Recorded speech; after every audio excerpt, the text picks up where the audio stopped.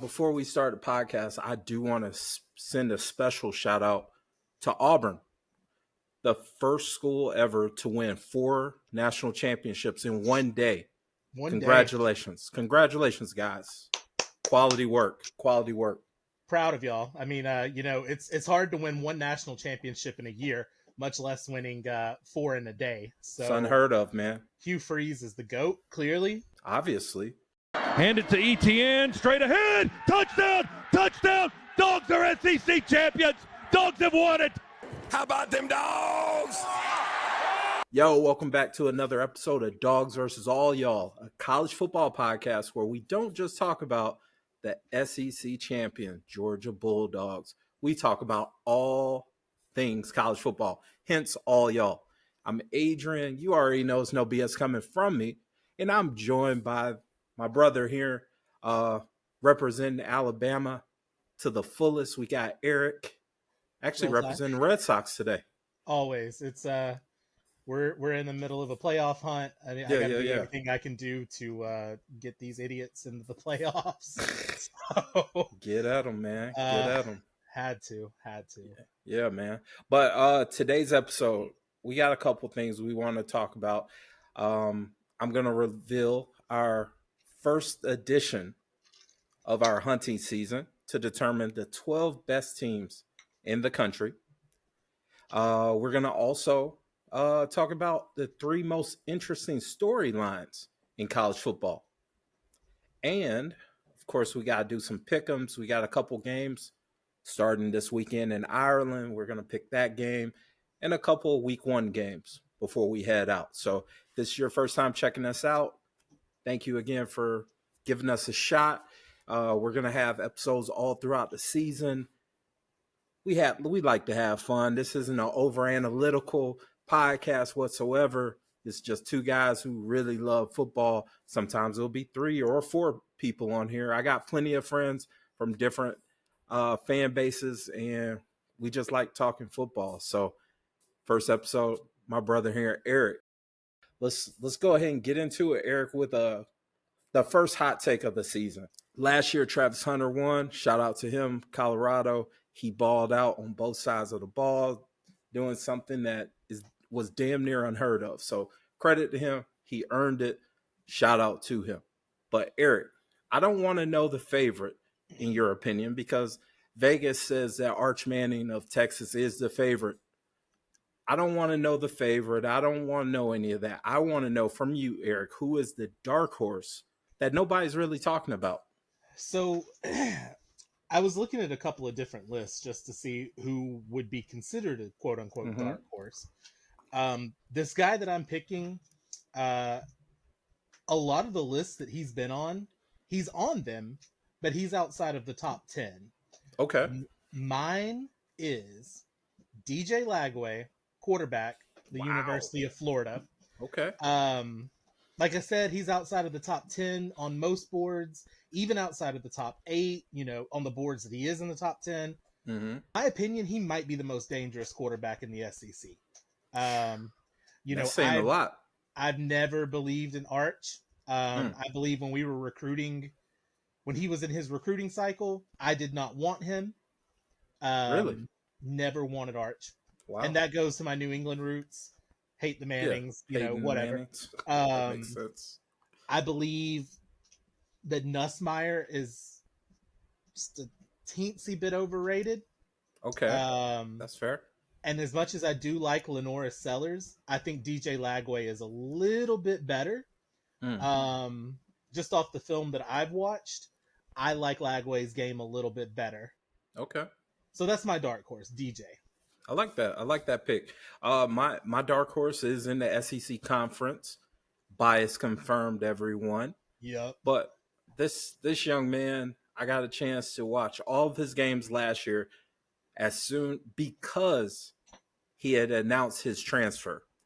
And I'm not picking Arch Manning to win the Heisman. I'm picking right across the road there in Norman, Oklahoma. Quarterback John Mateer is my dark horse pick for the Heisman. The guy is talented. He's got the goods. He can throw. He can run. He did numbers at Washington State. Mm-hmm.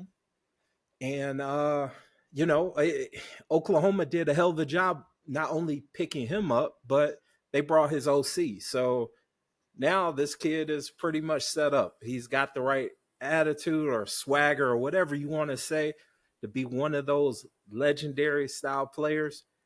We just got to get past the whole Venmo controversy. Would you bet on him being the Heisman winner? That's it. People were making fun of me a couple years ago for being a believer, but now I believe in John Mateer. Yeah, cue the Joe Hendry theme the fact song. that was unplanned was perfect. Say his name and he appears. I believe in John Mateer. That's what we're doing here, man. That's what we're doing. But yeah, that's my Heisman pick because he's got some key matchups. He's playing against you all regular season. Obviously, he's playing against Texas. Like, if you play in the SEC, you're going to be on TV all the time. If you play in Big Ten, you're going to be on TV all the time. And I think he is going to be he's going to put up numbers to justify at least being in the conversation. So that's the reason why I'm picking John Mateer. Oklahoma should be much improved this year. I mean, that too. It was a bad season, but I guess they saved their season by beating us in Norman. But, I think they're going to be much improved this year. You would think so. I mean, they were down to like walk-ons and 5th and 6th in the depth chart wide receivers when they beat y'all. Yeah, it was awful. You know what I'm saying? And even a couple of them got hurt that game, if I'm not mistaken. Yeah. I remember they kept reminding us, like, all their wide receivers are hurt. They're screwed. And then that happened. But alas, it's college football, one of our favorite sports. But listeners, let us know in the comments who's your Heisman dark horse. Don't tell us Arch. Let's step outside the boundaries. Let's put our big boy pants on and let's make some picks. Pick somebody that not many are talking about. Hell, give me a Georgia Tech player or something. I don't know. I want to hear. Hey, Haynes King. I mean, it's set up for him, So let us know in the comments. We're interested to hear your opinion. All right, Eric, next we got a couple interesting storylines brewing with college football. I want to know from you, what are your 3 most interesting storylines that you're going to be following that does not involve Alabama? Okay, so I also did not involving Georgia as well. Okay, perfect. So, and it's actually hilarious. None of them are from the SEC. So my first one is Coach Bill Belichick in North Carolina. Oh my God! Did you look at my run sheet or something? I did not. Okay, you know me as a diehard New England Patriots fan. I know people are going to hop in the comments. Oh, he's an Alabama and a Patriots fan. He's one of those, y'all. Long before. That's true. I want to see what Coach Belichick can do with a college team. He whipped New England into shape. 6 Super Bowls. We can go ahead and give him the 7th because if it wasn't for Brady and Gronk, Tampa wouldn't have one. But I'm curious to see how it translates to college. Nick Saban did 2 years at Miami, had a 500 record both years, essentially. They didn't listen to him. They're grown men. He's a grown man telling grown men how to play football. Right. These are kids that are looking at Bill Belichick that probably grew up with Bill Belichick winning Super Bowl after Super Bowl after Super Bowl. Yeah. Why would you not ingest every bit of information that this man can tell you? Because he will get you to the NFL if you listen. So that's my number 1. Okay. I like that. My number 2, what does Colorado look like post Travis Hunter and Shedeur Sanders? We had 2 years of prime in Colorado. Right. With his kids. And I'm lumping Travis in there with his kids. Oh, for sure. He's his 3rd adopted son, for sure. I call him his second son because we don't talk about Shiloh. um, so Hey, Shiloh's about to make that team in Tampa, so you right. shout I out bet to him. Shiloh has looked good in the preseason. But I'm curious with Caden Salter coming in from Liberty. Shout Right. out. I love Yeah. watching him play football. Yeah. I'm very curious to see what Colorado does. Even past Travis and Shador, they lost LeJontay Wester. Shout out Ravens. Yeah. So they lost a good bit of their offense. And Jimmy Horn as well. Yeah. So it's an entirely revamped offense. I'm very curious to see what Prime can do without a Heisman Trophy winner. And then my number 3 might be a hot take because I gave this take to another college football fan that he wasn't too sure about this one. Okay. James Franklin is coaching for his job this year. Okay. Ohio State is in the bit of a rebuild. Brand new quarterback, running backs. They still got Jeremiah Still Smith. Loaded. They still got Carnell Tate. They are reloading, not rebuilding. So they're a little down. Oregon is reloading. They're a little down as well. Okay. Michigan is rebuilding. You've got Bryce Underwood coming in. Yeah. It's a lot of hype with him. The whole scandal. He looks good though. He does look good. Yeah. This is James Franklin's time with Penn State. And I feel like if Penn State cannot deliver a Big Ten title, there's going to be conversations. He may not get fired. Okay. But there's going to be conversations. Okay. So it's Big Ten title or bust for Penn State. It has to be. How many years in a row has James Franklin said, hey, this is our year. This is our year. It can only be your year so many times before they're like, hey, it's song and dance, brother. You keep saying this, but you ain't producing. That's fair. Okay. All right. So my 3. That's a great list, by the way, man. Great list. Almost identical to mine. So I got to make a little bit of adjustments, but I'm fine. All right. First one. I said ACC football. I'm paying attention to it. Just simply put, like you said, Bill Belichick to North Carolina. How are they going to look? You got a couple scrappy teams, like a Georgia Tech. I know as a Georgia fan that Georgia Tech has been a tough out the past couple years. That's a tough team. Yep. And as much as I love making fun of them and making fun of their goofy head coach, he can coach ball. And shout out to him because he continues to improve on that team. So Georgia Tech is one of those. Syracuse had a hell of a year under Fran Brown last year. And even though they lost Kyle McCord, Jackson Meeks, I look at his roster. I kind of like what they got going on over there. But we'll talk about that a little later when we do our game picks. My guy, Carson to Miami. That is a big pickup for them to go from Cam Ward to Carson. That's a big deal.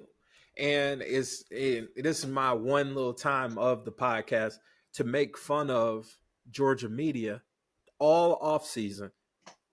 No one really even talked about the wide receiver position. Nobody. It's not until this week I'm finally starting to hear, Georgia upgraded in the wide receiver position. They're learning from last year's drops and all of this. All last year, the narrative was Carson Beck stinks. He is horrible. All of that. And I'm just like, dude, the wide receivers at Georgia led the nation in drops, y'all. Yep. Like, we should just end the conversation right there. It's no way possible you stink after setting a school record in completion percentage.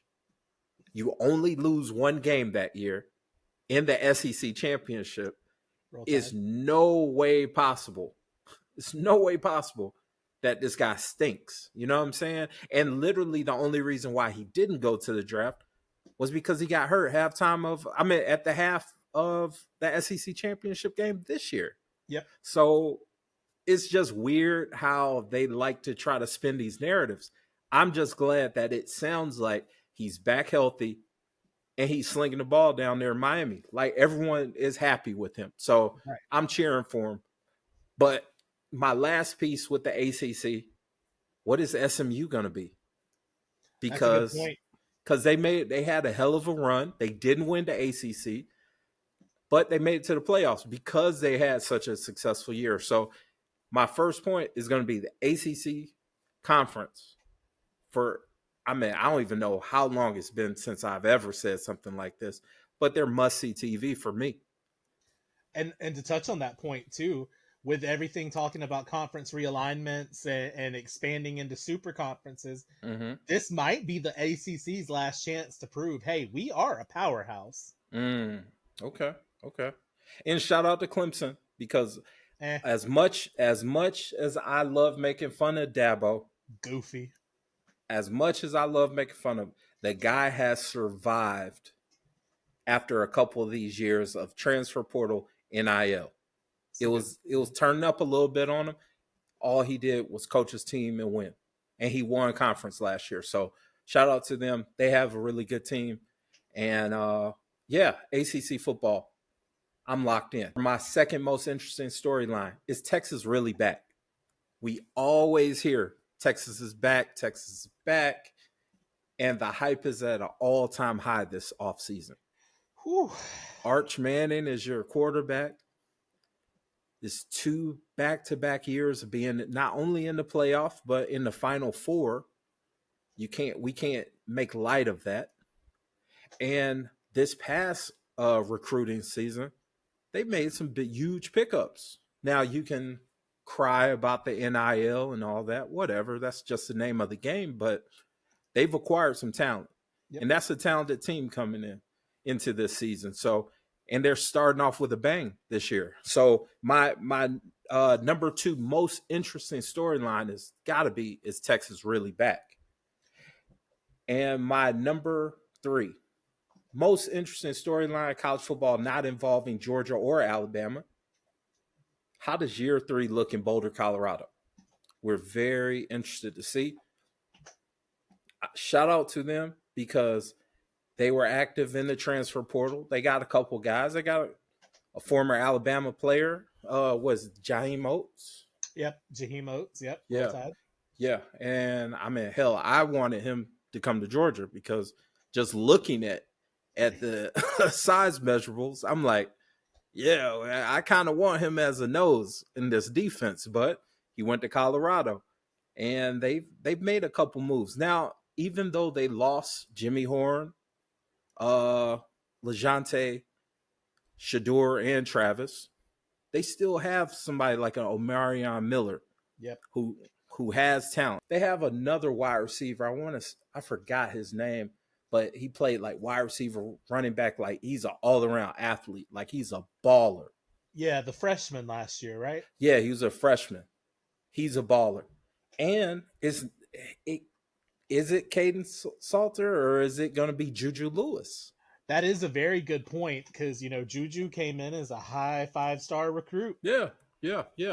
So, we're going to see them right in the mix next week. But, yeah, that's my third most interesting storyline, at least something that I'm going to be paying attention to outside of Georgia and Alabama football. For sure. Yeah. But listeners, let us know down below. Like, what teams are you paying attention to outside of your favorite team? And also mention your favorite team so we can differentiate. But what were you going to say, Eric? I was just going to say, I think it's crazy that we had six different takes and only one was about our conference. Like, that's wild. Like, and I feel like that just shows how much we actually research and watch college football, not just our squads. Yeah. I mean, you know me. I'm locked in. I'm gonna watch football from the morning of till the evening. Like I watch late West Coast games. You know what I'm saying? Like I just love football. Absolutely. Exactly. I've already got my game plan down for opening weekend. There you go. We're gonna start a brisket the night before. Nice. I'm gonna get down to my buddy's house about 8 a.m. Okay. We're gonna watch game day, sip some coffee, and then we'll be done about 1 o'clock when when we're finished with the West Coast games, I think Hawaii's got a 10:30 game. Nice. Yeah. See, that's the way you're supposed to do it. You're supposed to go ahead, get the itinerary going, have your time marks. And now with like somebody like YouTube TV, you can watch 4 games at the same At time, once. which is Shout out. crazy. But you know, that's just the state of fantasy football. That's what drove that whole Oh, move. for sure. People watching fantasy football For and sure. not really watching the game, but you know.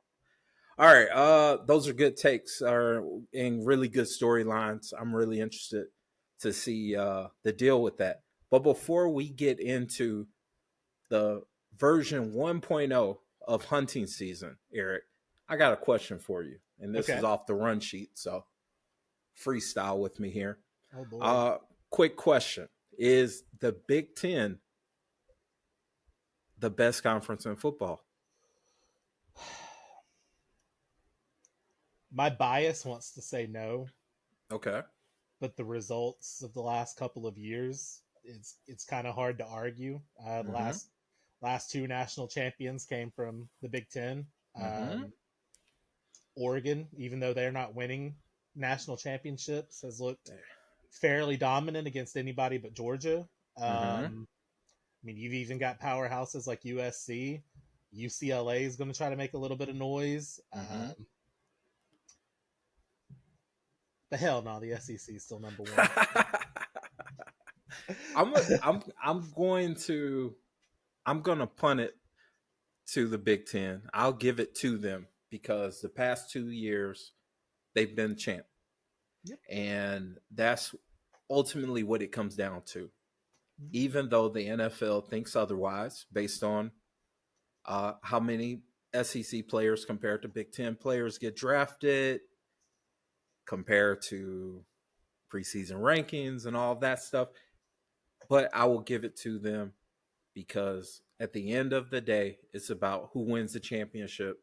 For the past 2 seasons, it's been a Big Ten team, which is super crazy because considering Michigan wins a national championship, then Ohio State gets super pissy, and then they go win it, even though they lost to Michigan before. So I meant the past couple of years. So, you know, it's pretty crazy. I don't know if this is going to be the year the SEC breaks that streak. We're too busy beating up on each other in the SEC. And then we want to add another conference game too. I'm okay with that. I am too. Absolutely. Yeah, I want that because it's nothing worse than watching like Georgia's schedule, for example. Toward the end of the year, we're playing Charlotte. Like, knock on wood, a key player gets hurt playing against goddamn Charlotte. Like, I'd much rather be in a war with one of these SEC rivals. If you lose, you lose, but you at least get to say, well, we play a 9-game in conference. That's what Big Ten teams currently do. Yep. You know what I'm saying? Like, that's part of the reason why Ohio State was viewed the way they were. They could say, hey, we play a 9-game in conference schedule. Look at that compared to SEC. I agree. So, absolutely. Yeah. Like, I'm tired of playing the cupcakes the week before Auburn. Like, if we have to go to, you know, Arkansas or College Station or whatever 2 weeks before Auburn, so be it, man. So be it. Like, the Utah State game gets boring. One half. If that. Yeah. All right, let's go ahead and get into it, Eric. Who are the top 12 teams in college football? We ain't getting hunted, guys. We're doing the hunting, and hunting season's almost over. We only got one more chance to hunt, and we hunted tonight. I will say this past offseason has been one of the worst for me because I couldn't catch spring games. And shame on college football because all of these teams not playing spring games. I get it. I understand the money aspect and all that, but damn, I kind of feel like a casual fan because I can only base the teams coming into it based on what I remember in recruiting, what I remember of any of them playing last year. it's just a weird little thing. So maybe the first 2 weeks are going to be when I actually can look at it data wise and really say, okay, this team is this team is that. So my hunting season 12 is the rankings on the podcast, top 12 teams in the nation. That doesn't mean that these 12 teams are going to make it to the playoffs, y'all. Don't overreact. But as of week 0 that we're heading into, these are your top 12 teams. And I'm going to go from 12 up, Eric, just so you know. All right, starting off number 12, I told you, Oklahoma Sooners. I'm putting them in top 12. I love their schedule. I love the upgrades that they've made. And we've already said we believe in John Mateer. Say his name and he appears. I believe in Sean Mateer. All right, number 11. We got to have a Big 12 team in their mix. I'm picking Arizona State. Love their quarterback, Sam Levitt. Shout out. And even though they don't have my guy Scatterboo in there, they still got a talented team. Big 12 is pretty wide open. I would have went with BYU, but their quarterback got in a little trouble this past off season because of Mormon rules. Number 10, LSU. Brian Kelly is shit or get off the pot, my friend. Amen. Shit or get off the pot, man. This team is going to be a fun one to watch, I think. I don't know if they're a national championship contender per se, but I know they're going to be a fun team to watch. Mm-hmm. Number 9, Miami Hurricanes. Carson Beck, quarterback. Really talented offensive line. They've gotten a couple young receivers. And I like their defense. I like Ruben Bain a lot on the edge. Hopefully they show up this year. They got a big game week 1. Sure. Number 8, the Tide of Alabama. Talented team. Really talented team. Saban set them up for the past couple years, through recruiting at a high level. Ryan Williams, one of my favorite college football players, except for when he plays against my team, Georgia. Fun kid to watch. This is the first meaningful snaps of young, or not so much young, Ty Simpson. So it's really a make or break with him, because I said in the offseason, I said one thing about Coach DeBoer is when he picks his guy, he sticks with him. Yep. They shut off any kind of outside noise. This is my guy in the spring. This is my guy through the summer. And sure enough, who's the starter for Alabama? Ty Simpson. So really a make or break with Ty Simpson. And I'm glad that I don't have to face the young man that y'all recruited. What's his name? Yeah, I'm glad I don't have to see him unless we match up in the SEC championship or anything next couple years. Number 7, Notre Dame Fighting Irish. They just named their starting quarterback, C.J. Carr, Lloyd Carr's grandson, to those of you who've been locked into college football like us. Mm-hmm. Talented team, obviously. They beat my guys in the playoffs. Hell of an effort, hell of a high-level effort defense that they had under Coach Marcus Freeman. I'm interested to see how they shake. I don't know if they're going to be 7 mid-season. Hell, after week 1, they may not be number 7 in my rankings. Number 6, the Oregon Ducks. I don't know, Eric. I know you said rebuild this, rebuild that. I kind of like that team. And I more so like that team because of their quarterback, Dante Moore. Yeah. I just really like him. I know his freshman year at UCLA was a rough one, a couple pick sixes. It's just a rough go. But he and his family did the smart thing, got to the transfer portal, went to Oregon, competed with Dylan Gabriel for that job. He didn't win that job. He didn't leave. He stayed. He learned under Dylan Gabriel. He learned under that coaching staff. I like OC Will Stein, hell of an offensive mind. They have weapons on the outside. They got a freshman that almost went to Texas, that almost went to Alabama. He's the man. I like Oregon. And you look at their schedule, I want to say the one game that's like, okay, this could be something serious is they go to Penn State and they go to Iowa. That's it. Everything else is like smooth sailings. They don't play Ohio State in the regular season. They don't play Michigan in the regular season. Like, this could be a quick run for Oregon. Number 5, I got Georgia Bulldogs. I know it's a lot of talk about the question marks. Can Gunner be the quarterback the whole season? I get all of that. The dude can play ball. I don't know if it's championship ball, but I know that team is talented enough to get him there. Georgia is a top 5 roster in college football. I stand on that. And even though there are some question marks, yeah, we lost a couple of older guys. It was some young, talented guys right behind them. And I'm really interested to watch this team perform at a national level. Number 4 is going to be the defending national champs, Ohio State. I like Ohio State because everyone loves Jeremiah Smith. He's a man. He's going to be possibly a number 1 overall draft pick when it's said and done. In another 2 years, he's not even draft eligible yet. That's how insanely talented he is. Super talented team overall, recruiting-wise, roster-wise. They're a top 5 roster in college football. Also, the big question is their quarterback, Julian Sayin. Very talented coming out of high school. But if you're asking me to bet whether or not he's going to be better than previous quarterback Will Howard, who won the national championship, I'm going to take my bets and say he's not going to be as good as Will Howard, at least this upcoming season.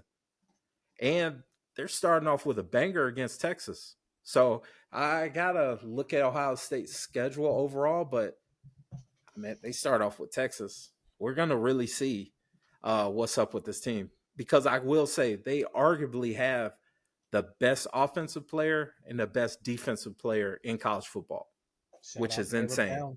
Yeah, shout out to Caleb, man. Golly. Number 3, Clemson Tigers.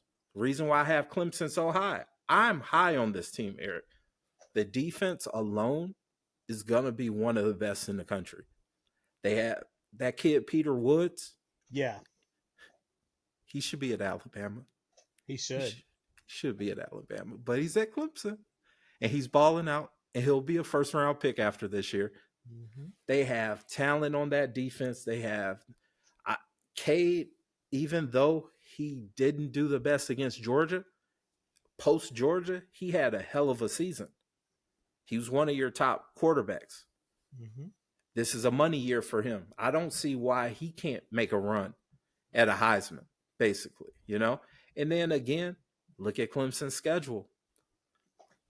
Look at Clemson's schedule and you tell me, like, I don't know. Like, they got players. They're in a winnable conference, even though I'm going to be paying attention to it. I like Clemson Tigers at number 3. Number 2 team, even though I think both of us are non-believers of this team, but I got to put them at number 2 just based on what I see out front of me. Penn State. Penn State is number 2. Look at that offensive backfield. They just need their quarterback to be decent. That's all we're asking of you, Drew Allar. We're not looking for you to be the number 1 overall pick. We're looking for you to be steady Eddie, make a couple plays here and there, because we know their defense is going to be legit. They have arguably the best running back duo in the country. And I like their schedule also. I really do. Are they playing at Ohio State? Do you know? Let me look real quick because I'm looking up schedules right now. That Clemson schedule, you weren't wrong about that. That's maybe a 2-loss schedule. Yeah. And as long as you win the conference, you're in there, Exactly. They are at Ohio State. Okay. So, and when is that? That is November 1st. Ooh, okay. So Ohio State may be cooking around then. Yep. All right, so competitive in that sense, but other than that, this is a senior quarterback. You got draft eligible running backs. You should be cooking. You should be. But again, it comes down to James Franklin. Leaving us at number one team in the nation, Texas Longhorns. All the hype is there. All the buzz is there. All the attention is there. Now, normally, that's a bad thing for these teams. I love Coach Sark. I like Arch. I like Arch Manning. I think he's gonna be a hell of a pro one day because he can run, he can throw, and just based off of genetics, the dude's probably gonna be a good one. But again, this is all hype. We got to see it in the light, and we got to see what's up. So that's our version 1.0 of the hunting season 12. Eric, what are your thoughts? I think it's hard to argue with the 12 teams. Okay. Maybe a different order for me. Yeah, for sure. Of course. I don't have Clemson as high as you. Okay. I would probably put them in about the 9-10 range. Okay. Any ACC teams above them? No. Okay. Okay. Just off the Klubnik hype alone. Because he is the number 2 favorite in the Heisman race. Is he? Okay, he's number 2. Okay, it's like, cool. That it's makes like sense. Arch, that makes Klubnik, sense. but yeah. I feel like you have Ohio State a little low. Yeah. Where do you have them? I'd flip them in Penn State, honestly. Okay. I think that's fair. That's fair. Like my big hang up on Ohio State is not just the fact that they have a new quarterback, but Ohio State's defense coordinator left, and now he's at Penn State. It's so crazy because 7 of your top 12 have new quarterbacks. Yes. Like the only ones with returning quarterbacks are Penn State, I believe Notre Dame. No. No? Okay, then 8 of your 12. Arizona State definitely does. LSU and Penn State. Maybe that's it. I don't count Arch because Ewers pretty much took the bulk of the snaps. That was his team. Yeah. Yeah, that was his team. Even though Arch probably could have run a little better, but I don't know, man. I don't know. I don't like that narrative either on Quinn because Quinn ran that offense, bro. Yeah. Quinn got a lot of negative media bias after Arch came in and he ran for 3 touchdowns. Yeah, they kind of did Quinn Ewers wrong in a sense of like just pretty much crapping on what he did for that team. Like he put his body on the line multiple times. Hell, when Alabama went to Texas, you remember he got hurt. But after like throwing like a dot, and it really did look like Quinn was about to carve y'all up. And then sure enough, what happens the following year? Hey, look, he cooked. He cooked y'all. So it's just one of those things where Texas, I get the hype and the love behind Arch. Like he looks the part, man. The dude looks the part on paper. In the few games that we did see him start, he looked the part. So I understand the hype and everything. But if your coach, who's an offensive genius, picks this guy and says, hey, I trust this guy. He's like having another coach on the field. That's when you should put your hands up and say, hey, I trust him. Trust the process. Yeah, I had to do that with Stetson, and Holstaquavius. Yeah, exactly. Who balled out this past weekend. Did. Shout out to the mailman, bro. All right, but before we get out of here, Eric, of course, we got to do some game day picks. Some pick'ems. We're gonna I'm gonna give you the options. I'll tell you who's the favorite and by how many points, and you do the rest, brother. So first game, Kansas State are 3-point favorites against Iowa State. This game will be in Ireland this weekend. Who wins? So, just based off of, regular Googles, Kansas State lost DJ Giddens, their number one running back, but also Iowa State lost two huge wide receivers in Jalen Noel and Jaden Higgins. Both went to Houston, wildly enough, and that accounted for 2,400 receiving yards and 17 touchdowns. That's a lot to replicate. I do think Iowa State wins the game, though. Okay. I don't like Avery. No. I don't. Okay. I feel like I know he hasn't been there as long as I think, but I feel like I've heard Avery's name for the last 14 years. Like, he won't go. He's This will be his second year as a starter. Yeah. But I've heard the name for so long. Yeah, for sure. I think K-State. I'm so bad with betting. That's my issue. That's why I don't sports bet. I have no clue. Hey, know where you are, man. But that's 3 points. 3-point favorite just seems like I can't get behind that. I mean, if you're picking Iowa State to win, then those points don't even matter. But that's you're picking Iowa State. I'm picking Kansas State. Okay. I'm picking Kansas State to cover. I like Avery. I like Avery Johnson. I like him as a college quarterback. I'm not looking at him as a pro quarterback or anything like that. The dude makes plays with his feet. He's got a little vinegar in his piss. You know what I'm saying? So I like all I need to see is that quarterback on the sideline talking a little trash, and I fall for him. You know, I get the googly eyes. So I'm going with Avery. I got Kansas State covering. Next game out there in Boulder, Colorado, week 1, we got the Georgia Tech Yellow Jackets. They are 3.5-point favorites against Colorado. Eric, who wins that matchup? I got the Haynes Squared show. I think Georgia Tech. I don't think it's a 3-point game. I think Georgia Tech lays some lumber on them. Oh wow! So you're saying Georgia Tech's covering? Oh yeah. Okay. I think it's going to be a growing pain for Coach Prime until he figures out what his offensive identity is going to be post Travis Shador. Okay. That's fair. Also, we were talking about the quarterback battle. Right. What if Caden comes in and doesn't do well? What if the 5-star comes in and doesn't do well? Georgia Tech knows their identity. They know exactly what they have on offense. And that's one of the best quarterbacks in the country, one of the best running backs in the country. Okay. And they're going to rely heavily on that.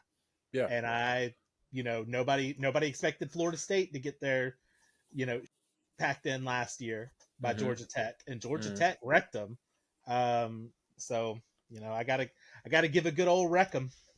Okay. I like it. Okay. So, this is my thing about Colorado. I do like a couple of moves that they had, adding in a couple of these transfers. And I don't even know how I forgot to even mention this, but shout out to Coach Prime. Like we had no idea the dude's battling cancer in the off season. I'm glad that he's getting better. He's beat cancer. He's gotten on the other side of it. Like, thoughts and prayers to him and his family. Like, much love to Prime for that. I love the fact that he's improved on his coaching staff. I'm interested to see Colorado running backs under Marshall Faulk's direction. Like, that's going to be cool to watch, Yeah. Same thing with their defensive line. Warren Sapp is there, and I'm really interested to see what kind of impact does Warren have on these guys. Like, we talked about Jaheim earlier. Yeah. Warren Sapp sounds like he's been in that dude's tail the whole season the whole off season because he has so much. Like, man, I see so much potential in you, but we Mhm. got to pull it out of you, that sort of thing. My big hang up with Colorado is, can they stop the run? Can they stop the run? Because the past couple seasons, even with bringing a new defensive coordinator, they couldn't stop the run for anything. Gouged. They were getting gouged, like you said. And one thing that I know of Georgia Tech is that they're going to run the ball. If they're playing against a brick wall, they're going to run the ball. Like that's what they do. So I just question, can Colorado stop the run?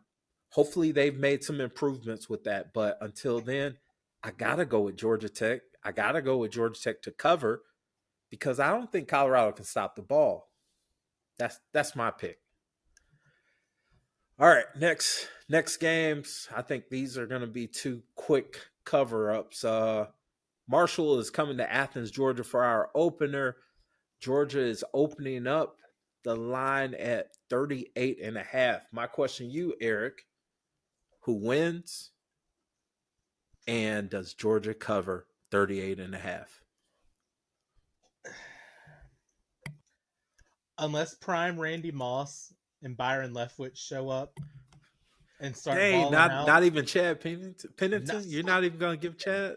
No, That was Randy's. Brother? That was Randy's quarterback.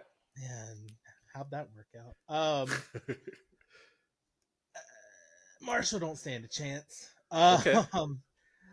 Get your monies. Go back. Oh yeah. For Call sure. it a day. Thank you. Have a nice day. Checks in the mail. If Georgia doesn't cover, I have a lot of questions. That's fair. That's fair. I am curious to see what the quarterback battle at Georgia looks like. I know it's Gunners, but there's been a lot of this about Pug. Yeah. But I am curious to see the two of them. I would assume both play.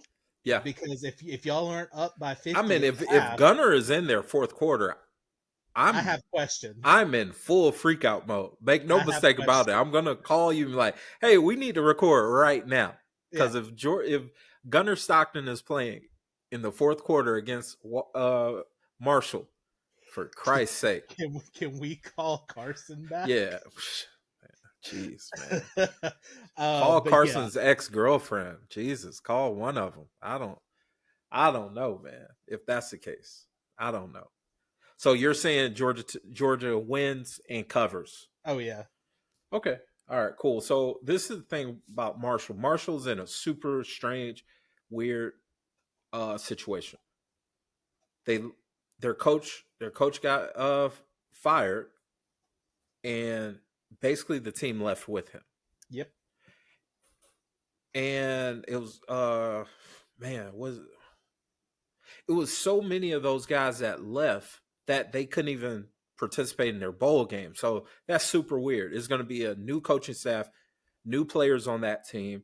It's a lot of new going on. So that's probably the one thing that I'm not so much concerned, but more so annoyed in preparation for that game, because like only thing you're watching tape wise is what the coordinators did in previous years, which makes sense, is scheme. But when it comes to players, it's kind of like you don't really know how these guys work together. Yep. I think that game really does come down to the line of scrimmage for Georgia. How have they improved on that offensive line, being able to establish the run, being dominant at the point of attack? Last year, in the games that we had issues with, they weren't dominating the run. They were super inconsistent running the ball. I know a lot of the talk was on Carson, a lot of talk were on those wide receivers, but we weren't running the ball nearly as efficient as we should have. At least to say you're a SEC champion. Like, that wasn't the case. Hopefully we see some changes this past year. It didn't look like a Georgia backfield. No. Because I mean, both of those guys were getting hurt. Like, they were just battling injuries the whole time. It was super strange. And the inconsistency with the line too. You're not used to that either. Exactly.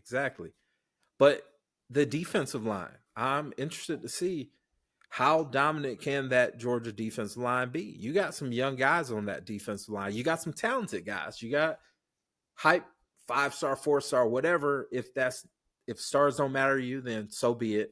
But what we're basing it off of is these are some high level guys being brought in. Are they ready to contribute right now? And even though I think we have the best linebackers in the country, that defensive line, we do. We're 4 or 5 deep in inside linebacker. Deontay Lawson says hi. Yeah, shout out to him. But we would give him a couple snaps here and there, just a couple. Hey, you call for smoke. I got to give you. Hey, something. okay. All right, but that defensive line, I'm really interested to see who's going to be starting at the nose. Is it going to be McLeod, the guy who transferred, or the kid transferred from South Carolina? Is it going to be one of the younger guys that are more body-wise a Georgia nose? Because we already know Christian Miller is going to be starting at defensive tackle. He's a baller. I think he's going to have a hell of a year as long as he can stay healthy. But I'm just really wondering how dominant can that defensive line control the line of scrimmage, obviously. I think Georgia wins. I think we see a couple big bombs from Gunner to these new wide receivers. And second half, run the ball down their throat, man. Let's get back into the run the damn ball Georgia glory days in that second half. I think Georgia wins. Georgia covers. That's what I got. Okay. All right, next game. Your guys, the Crimson Tide of Alabama. They are traveling down to Tallahassee, Florida. They're going to the Doak. Currently 13.5-point favorites. Eric, do y'all burn down the Doak? I'm gonna hop on my soapbox here for a minute. Please do. We struggled last year. We haven't had a really great year, in my opinion, since 2020. It's been a 5-year championship drought for a team that was winning a championship once every 3 years. Every other year, yeah. Yeah. And I am very well aware that we lost to Vanderbilt. We lost to Oklahoma. Mm-hmm. We lost to Michigan. I'm aware. But that does not give Castellanos the authority to run that mouth the way that he has done and given us this rat poison. Oh, I'm just trying to motivate. Shut the up. If he is not beat down by the second half and crawling his ass off that field like Ricky Francois did, or whatever his name was, like in 2013, had to crawl his ass off that field after we laid that smackdown on him. I have questions about my defense's heart. I want to win this game by 50. That year that Bryce Young started the season with all those against Miami, Miami, I want ugly.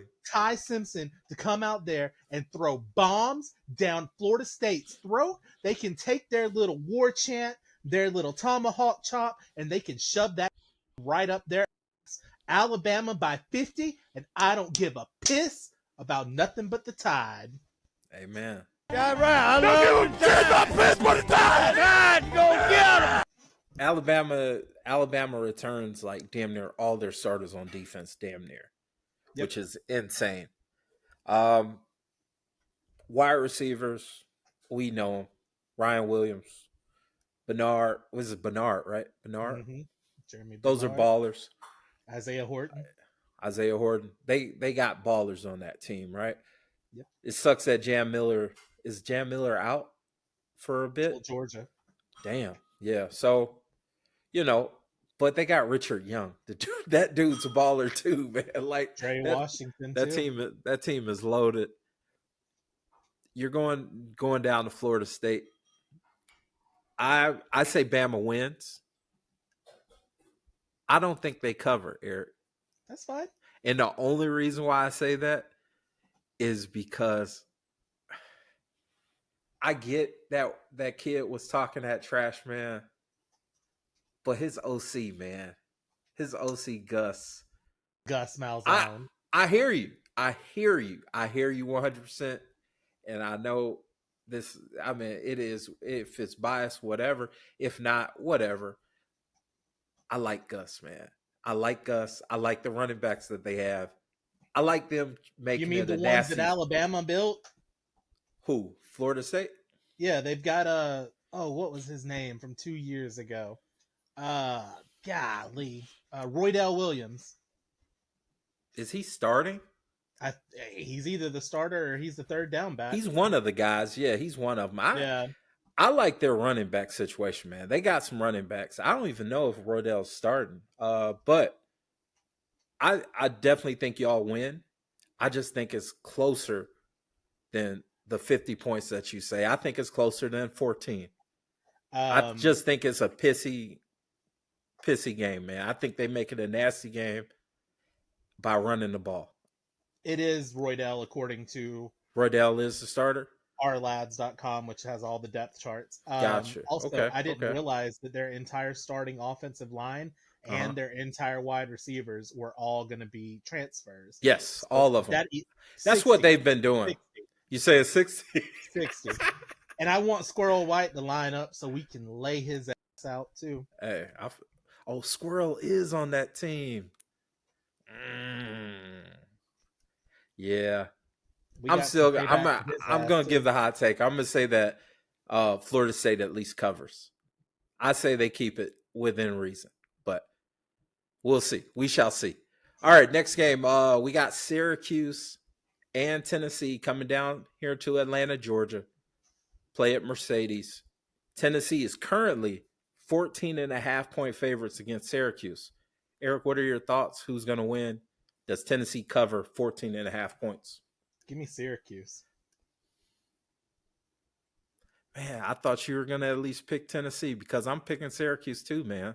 Give me Syracuse. That seems high. 14.5? Yeah, 14.5 seems super high. Like and I get their defense. White. Yep. Yeah, I get their defense is going to be solid. They're going to have a solid defense, but I like Syracuse, man. Yeah, I like starting quarterback. Yeah, your number one receiver. I like their wide receivers. I will say I do like their wide receivers as long as they're healthy. I mean, most of those guys have been battling a couple injuries here and there. I just think 14.5 is too much, personally. It is. I mean, Tennessee might win the game, but I don't think they're going to beat them by 14 at all. Mm-hmm. But I've got Syracuse. You got Syracuse? Yeah. I got Syracuse too, man. I got Syracuse too. Okay, next game. I threw this one out. LSU is coming up to Death Valley. Or they're leaving Death Valley and coming to Death Valley. Yeah, that's how that's working. Weird. LSU's playing at Clemson. Clemson is currently 3.5-point favorites. Eric, who wins? Man, that's going to be a... Can we shout out the schedule makers for week 1? Yeah, they cooked. Because they cooked for us this year. Man, that's going to be a good game. You've got two of the three top Heisman candidates in Klubnik and Nussmeier. Yeah. LSU. Clemson at home, though.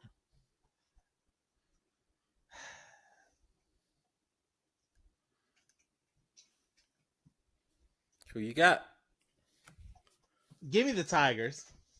Oh my God! Which Tigers, LSU. Eric? Give me those corn dogs at okay. LSU. Corn dogs. We're going corn dogs. Because, like you said earlier today, Brian Kelly is on the hot seat. It should get off the pot. Yeah. And if he loses to Clemson, that seat's going to get a lot warmer. And he hasn't played Alabama yet. He hasn't played. Yeah, I feel you on that. I'm going Clemson, man. I'm telling you, I like Clemson. I love their defense. I still got questions about LSU's defense, man. They past couple of seasons, you would think Brian Kelly coached team, even though more and more We see it. It may have been a Marcus Freeman coach defense that really led that effort. We don't know. Yep. I like Clemson, man. I do like their team. I think a lot of people, it's not enough people talking about that team. There's not enough people talking about this team. This is a perfect opportunity for them to go ahead and put it out there like, yo, we're ready. And what better way than to whip up on an SEC team in your opener? Yeah. And LSU, when's the last time LSU's won a opener? It's been a while. It's been a while, right? We thought last year that USC was going to be special after beating. Did LSU 2020? Did they win their opener? I want to say that was UCLA. Maybe I don't. Let's see. Was it because that was a weird pandemic year? Pandemic year, and we only played in conference. Was that 21 then? 20. No, 20. Oh, it was 2020? Actually, okay, so 2020, LSU's opener was against Mississippi State, and they lost. So the last time LSU's won an opener, 2019, when they won the Natty. How insane is that? Think about that. Think about that, Eric. Yeah. You have not won an opening contest since 2019. Yeah. That's crazy. But yeah, I'm picking Clemson to go ahead and win. 3.5 points. Let's go ahead and say LSU covers. So let's say Clemson by a field goal. Okay. All right, final game, Eric. Game of the week. By most, I'm seeing 1 versus 2 being hyped. We got Texas, the Longhorns, all the hype, all the buzz, all the attention going up to Ohio State to play against the defending national champions. Currently, Ohio State 2.5 point favorite. So Vegas thinks this is going to be a classic. Do you agree, Eric? And who do you have winning? I do agree. I think this is going to be a barn burner of a game.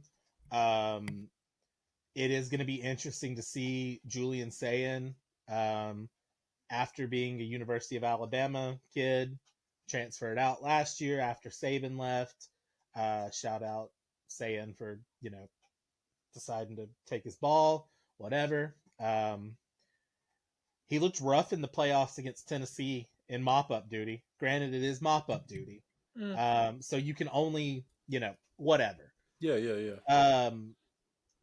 Then you've also, on the other hand, you've got Arch Manning. He did 3-4 games last year while Ewers was hurt. Yep. Sark had some packages dialed up for him during the rest of the year. Mm-hmm. Essentially, you've got 2 brand new starting running or quarterbacks here. Yeah, for sure. Ohio State lost Travion Henderson. Shout out. Yep. Quinshaw Judkins. They lost Emeka Ibuka. I mean, they did lose a lot. So, but they still have so much. They still have so much. They have so much more. You think about all those players they've lost. Mm-hmm. You'd have to, right? So nah. Oh, okay. Lee Corso. Give me Jeremiah Smith. Is he going crazy? State. Oh, absolutely. Okay.